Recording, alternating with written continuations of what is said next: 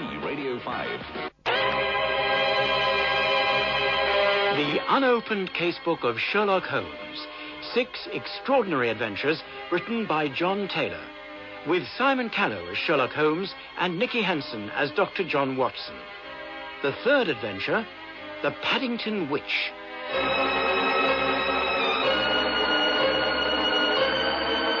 During those years when I shared lodgings with Sherlock Holmes in Baker Street, Mrs. Hudson, our housekeeper, was always the most loyal, steady, and industrious of women.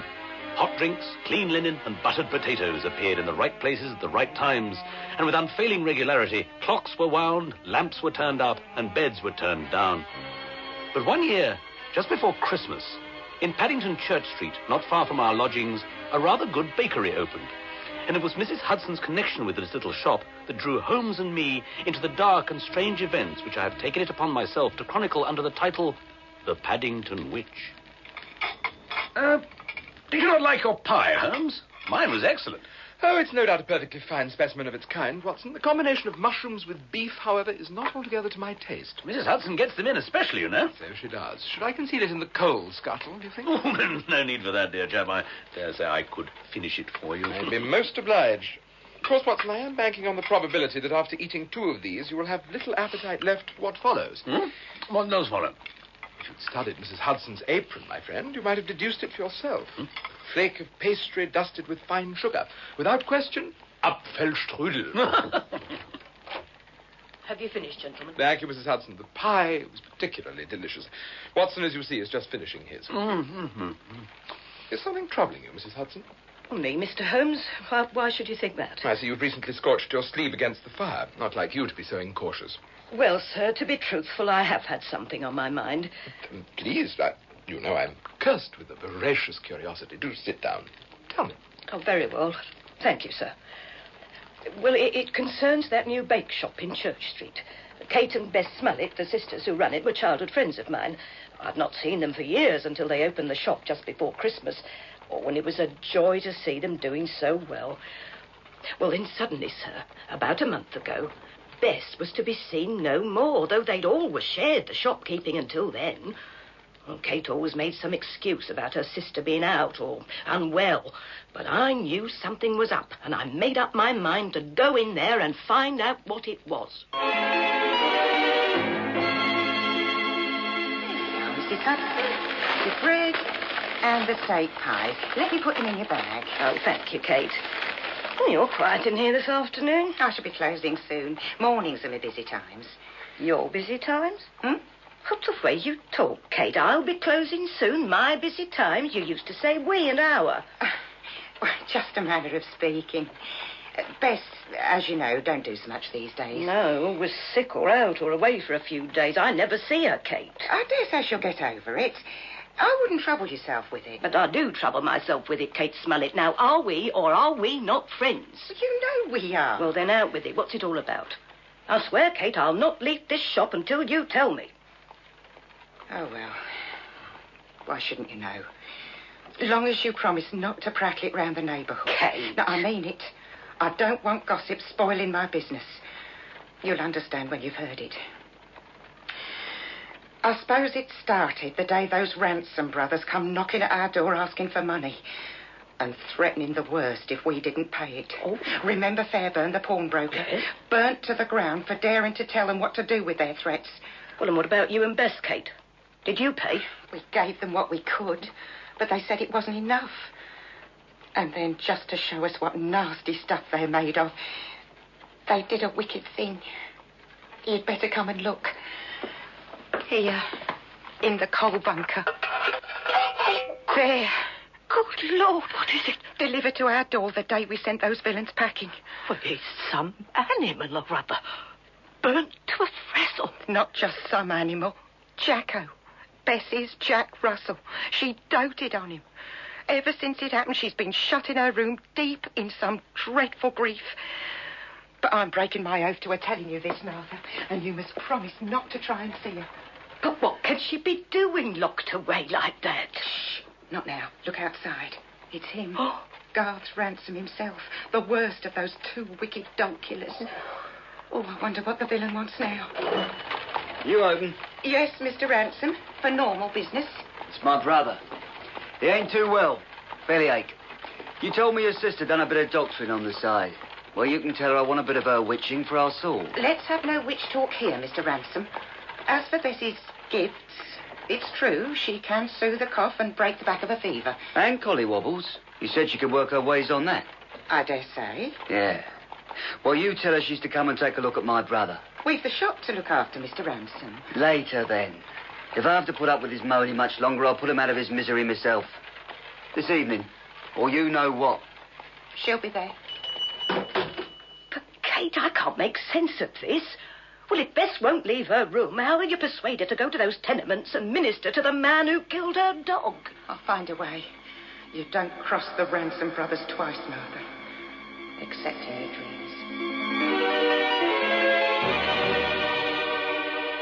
And that's the story, Mr. Holmes, more or less. Oh, it's that talk of witchcraft that's been playing on my mind. It might account for these sudden changes in her ways, if Bess Smollett really were tied up with evil. Oh, I'm confused, sir. What do you make of it? I shall make more of it, Mrs. Hudson, when I know more facts. I hope you will keep me in touch with any further developments. Oh, thank you, sir, I will. Well, now then, done with your beef and mushroom, Dr. Watson? I have. I'm afraid I was unable to finish off the bit at the end. Oh, leaving pie crusts at your age, sir. You should take a leaf out of Mr. Holmes' book. Plate as clean as a mint penny. Oh. Now then, gentlemen. Apple strudel.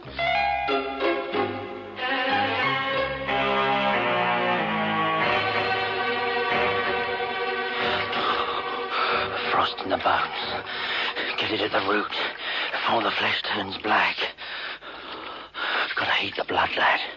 Right through like a toddy. Molten metal in the veins. Easy, Japan. Easy, boy. Let me be now. Won't take but a minute. There.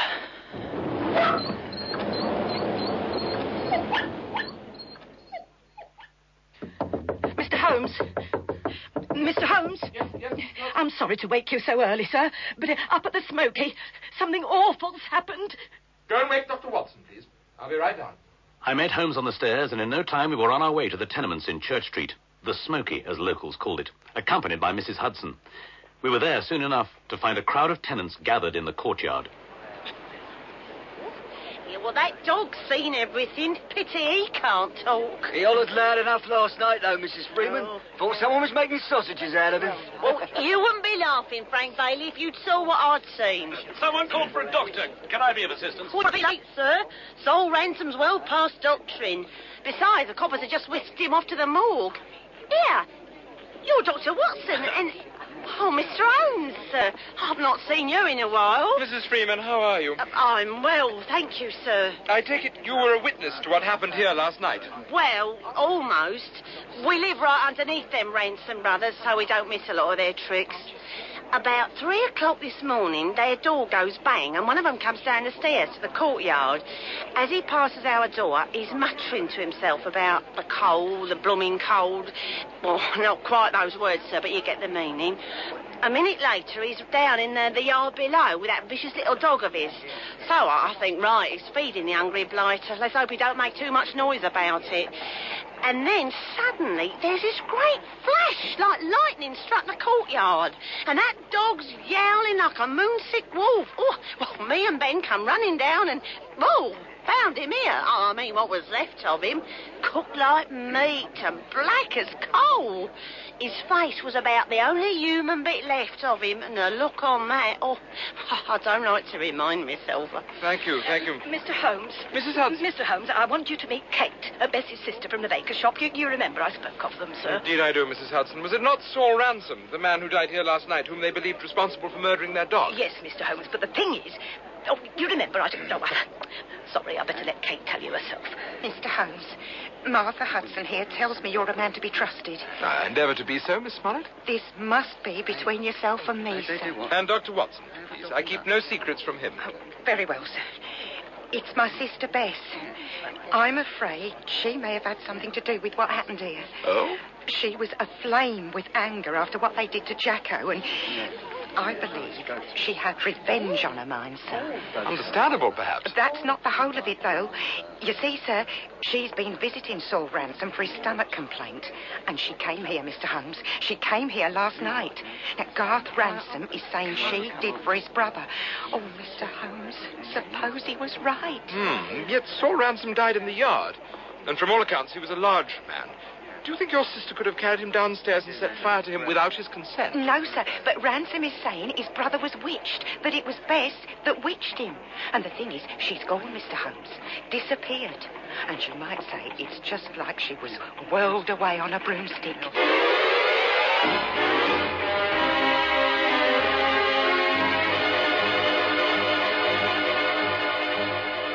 That afternoon, a most unusual tea party was convened at Wilson's Coffee House in Queen's Road. Its guests, Mrs. Hudson and myself, and Holmes had taken us there to go over the whole Smollett business once more in detail. A lot had happened since the death that morning of Saul Ransom. Now, Mrs. Hudson, can I pour you some tea? Thank you, Doctor. Oh, dear, this is all rather smart. I don't feel dressed for it, Doctor. Nonsense. It's only a coffee house. Have a cake. Oh, thank you, Mr. Holmes. You're very kind. But it's not all kindness, Mrs. Hudson. I have asked you here because I need your help with this business. Oh, you're the detective, sir, not I. You possess an insight I do not. You know the Smollett sisters. But how will that help, Holmes? I wish to describe the events of the past few weeks as they might be seen by an ordinary observer. Afterwards, Mrs. Hudson, I shall ask you for your own view of the matter. As you wish, Mr. Holmes. Capital. Then here goes. The Ransoms threaten the Smollett sisters, but because they are not satisfied with what they can extort, they kill and burn Bess's pet dog. Soon Bess refuses to see anyone, leading to the speculation that she's either too sick with grief or too busy plotting revenge to bother with peddling scones and puddings. That she then suddenly agrees to go and heal Saul Ransom's stomach pain increases the suspicion, however, that she may be dabbling in occult practices. Soon afterwards, Saul Ransom himself dies in a fire and Bess disappears. The implications become stronger. Holmes, you don't believe Bess Smollett is a witch, surely? I'm merely sketching the conclusion which most people might be inclined to draw from this chain of events, Watson. Now, Mrs. Hudson, what say you? I say, sir, that Bess Smollett is a good soul and a God-fearing woman, and ever was, even in her childhood days. She is no witch. That is your conviction? Yes, Mr. Holmes, it is. Good. Then we must look for another interpretation of the facts. However, it would be a shame to dash back to Baker Street without having another pot of tea. And finishing these eclairs. Dark already.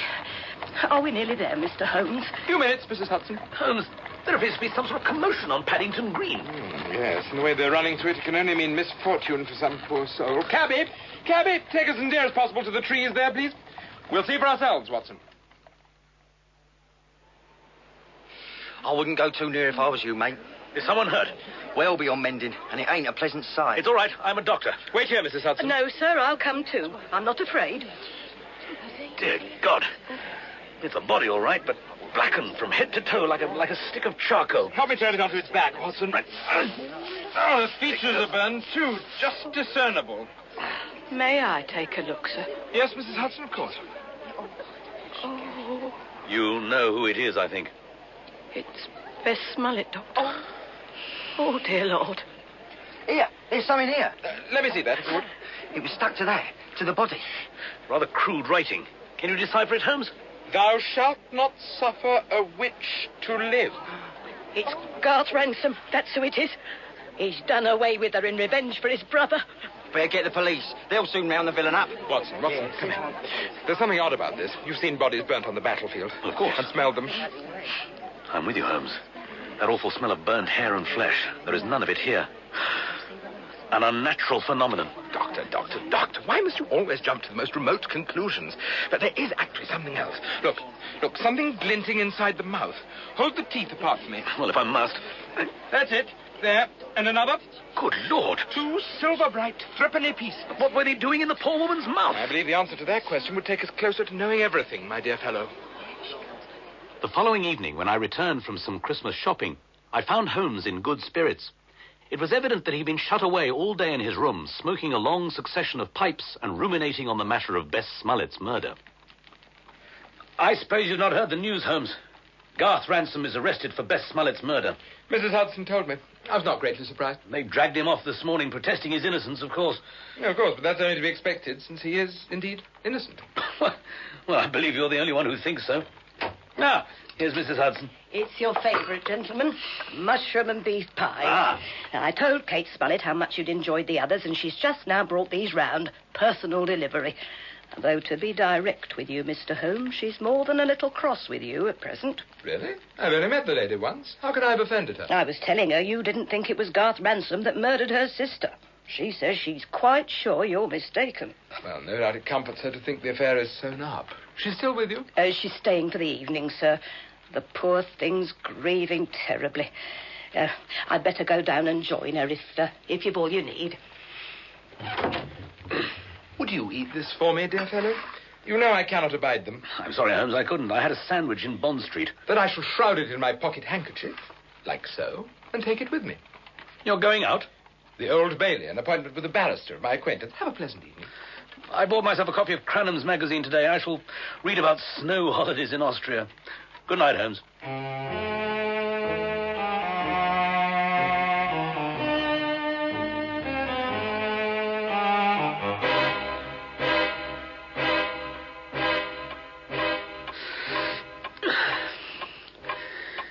Hidden paths take the traveller to the foot of the mountain, where water cascades from the glacier to form beautiful lakes of impeccable clarity and shocking iciness. So cold is the water that it seems almost to freeze the blood of the traveller who dares to dip in a hand or a foot. Oh, dear, this is most disagreeable. Am I reading or dreaming about reading? It is almost as if I can feel the wind on the mountain. Oh, come along, Watson. How many times have you said to your patients, fatigue and too much food is the fuel of nightmares? And yet, it does seem so very real. Oh. Mrs. Hudson? Is that you? And Miss Smollett? What are you doing out here on the mountain? It's past midnight. By heaven, and devilishly cold. Oh. You must get back to Baker Street. You really must. Mrs. Hudson. Mrs. Hudson! Dr. Watson? Oh, Mrs. Hudson, I'm sorry. I seem to have come down with very unpleasant stomach pains. They're causing me visions. There is morphine in the medicine cabinet in my study. You would be so kind. Certainly, sir. Mother, is everything all right? It's only Kate Smollett, Doctor. I'm in here, Kate. Dr. Watson's gone down with a touch of the colic. I'm about to fetch him some morphine. Oh, not morphine, not for colic. Miss Smollett, I am a trained doctor. Does your headache? Yes, terribly. Then no morphine. Here, let's put out the light. Now, you leave it to me, Mrs. Hudson. I'll see to the gentleman. Oh, very well. I shall be down presently. Now, sir, this light is bright. Let me turn it down. Better? You're cold, I think. It's this terrible wind. But, Miss Smollett, what on earth are you doing here on this God-forsaken mountain? We're not on a mountain, Dr. Watson. We're in your room, sir. You've been unwell. Am I dying? You are very cold. There is a frost upon your flesh. Deadly if it gets into the bone. We mustn't let it. How shall I stop it? I can help, sir. Can you? You do everything I say, and we'll have you right as rain. I will. Coldness. So deep. Only one thing can heal it. Please, tell me. Why, heat, sir. A heat strong enough to thaw that glacier that is filling your veins. Heat, yes. You have a laboratory here. Can you make fire there? With those chemicals? A big fire, I mean. One that will consume everything. Yes, but the fire is dangerous. Not this, sir. This will be a healing fire. And you are terribly cold. If the frost were to reach your heart, sir. Yes, I must do it. Good. Can you get up? Yes, I think so. My hands are so white. You poor man. But it will soon be better. Go on. You can do it. You must. I'll wait for you here. Oh, thank you, Miss Smollett. You're very kind. Oh, frost in the bones. So deadly. Only one cure. Enough to consume everything. No, we need more than that. Must be a big fire. A healing fire. Just a small flame to the fuse and it will go. It will go like a confounded ammunition dump. Oh, yes, but it is a healing fire, my boy. Light it. Light it now, man. Hold it close now.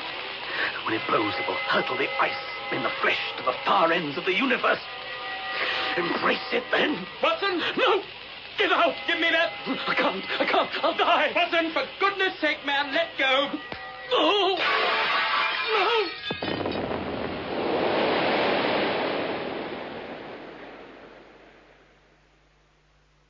The darkness that descended upon me in that moment, like a black canopy, seemed to last for 1,000 years. When I opened my eyes, it was still dark outside, but I was back in the sitting room, lying in a chair, and the clock told me that it was early morning. Dr. Watson, are you feeling better, sir? He'll be all right, as soon as the poison leaves his system. Poison? Holmes, what has been going on? You recollect that I took away in my pocket handkerchief last night one of Kate Smollett's beef and mushroom pies? Well, it was a fortuitous act. While I was at the Old Bailey, an idea occurred to me, and I dashed round the corner to Bart's, where my old colleague Ashley Hockett was still at work in his laboratory. You remember him, Watson, a quite brilliant chemist. Well, I gave him that pie to analyze, and the ingredients turned out to be a rather lethal mixture.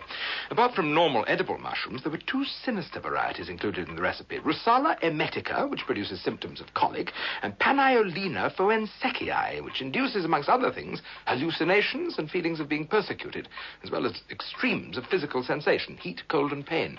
Kate Smollett did that to me. That was nothing personal, Watson. The pies were meant for both of us. She feared we knew too much. The plan was to get us to destroy ourselves by fire. Just as Saul Ransom did. Only on that occasion it was Bess Smollett who bewitched him. Bess Smollett did nothing of the kind. She was already dead. Huh? Murdered, actually. In fact, one might say she has the rare distinction of having been murdered twice. Holmes, what can you mean? When we've had some tea, Watson, we shall visit Kate Smollett at her baker's shop. And then you will know everything.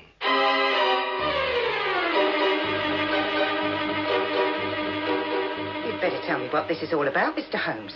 It's 4:30 in the morning and I've bread to bake. I merely thought you'd like to see that Dr. Watson is quite recovered from his ordeal last night. It isn't often a man dies of the collywobbles, Mr. Holmes. On the other hand, it is rare for a man or woman to survive a fireball. I'll have you remember, sir, that my sister is freshly murdered and that I am still grieving the loss. And I'll have you remember that her murder is not as fresh as all that. 2 days, More sir. like a month, madam. Are you implying something? That you have not been as truthful as you might have been, Miss Smollett. I warn you, sir, not to press me on this. Out of this shop, sir, and off with you. And take Mrs. Hudson and the doctor with you. The consequences won't be good if you rouse a demon in me. Be careful, Mr. Holmes. That's witch talk. No, Mrs. Hudson, just idle threats. Sit down, Miss Smollett. Sit down, I say. Thank you. Now, it was, as I said, about 4 weeks ago, while the sisters were preparing their Christmas puddings, that Kate Smollett murdered her sister. Now, see here. By holding her face down in the Christmas pudding mix until she suffocated, which, of course, is how she came to have 2 threepenny pieces in her mouth, sucked in her desperate struggle for breath. As for Jacko the dog, he had to be disposed of too, for a dog will sniff out its mistress, dead or alive. And that might ruin the entire game. Having killed the dog, Miss Smollett attempted to burn both corpses in the bread oven, but it was not hot enough and only singed and charred them. She had to find a way, then, to get rid of these blackened bodies. In the meantime, Mrs. Hudson, she strove to trick you and her other customers into thinking that Bess was still alive. All that nonsense about locking herself away in her room. But if Bess died a month ago, who killed Saul Ransom? Why, Kate here, of course.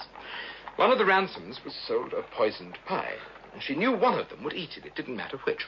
The other one was fairly certain to come to Bess for help, since Kate had made it known her sister was a healer. But it was Kate who went to visit Saul Ransom, not Bess, and it was Kate who sweet-talked him into setting fire to himself in the yard. Of course, the brother, by swearing revenge, played into Kate's hands, drawing suspicion to himself and enabling her to dump Bess's body on Paddington Green, knowing he would be blamed. It worked. Garth Ransom was arrested for the murder of Bess. But Garth, of course, could never have set that body alight that night. If he had done, it would still have been smelling of cooked meat. It was long dead already. Oh, Kate, why did you want to kill her? I admit nothing. But I tell you this, Mrs. Hudson. You might try living with a woman that people are forever telling you is a living saint. In the end, drives you to distraction. And yet to kill twice for jealousy? I must warn you, Miss Smollett. And before we set out, I sent a note to the police. They will be here presently. What? But you haven't heard the whole story. Time to tell that later, perhaps. There's no remedy for it, I'm afraid. You must get ready to go. Must I? Very well, sir. Then I had better go and turn down the ovens. If you will give me a few moments. Holmes? It's all right, sir. There's no back way out. Oh, dear, what a dreadful thing. Oh, and what's queer is, do you know what I was just thinking to myself? What will the folk round here do for bread today? Watson, I shall follow Miss Smollett into the back, just to be sure. Wait here with Mrs. Hudson. What is that? An oven being vented to whip up the flames. But she said she was turning them out. Quickly. Kate? Kate! Oh, Lord! Oh, Lord! And so it was that Paddington lost a good bread shop and Mrs. Hudson a good friend. And I joined Sherlock Holmes among the ranks of those forsworn never under any circumstances to eat another beef and mushroom pie, no matter how fresh.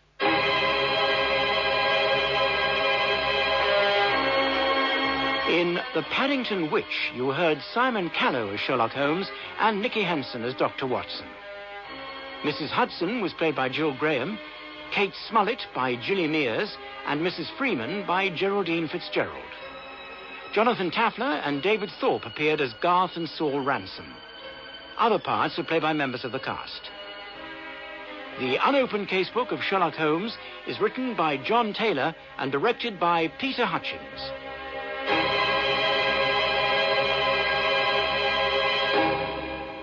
And there's another mystery for Sherlock Holmes.